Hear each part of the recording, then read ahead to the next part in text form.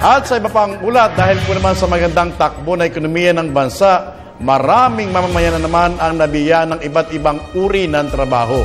Ito po'y dahil na rin sa pagtulungan ng pribadong sektor sa pamamagitan ng kanilang mga negosyo sa ating bansa. Ayon po sa mga businessmen na ito, mas malakas ang loob nila na magnegosyo dito ngayon dahil na rin naman ito sa nakitang tatag na ekonomiya ng Administrasyong Aquino. Samantala po, maging naman ang mga artists, models at iba pa ay nagkaroon din ng pagkakataon na may bago na silang pinagkakakitaan. Bukod dito, pinakita rin po ang galing ng mga Pinoy sa larangan naman ng body painting at mga pagpipintura sa mga t-shirts at bags gamit po ang mga makabagong pamamaraan.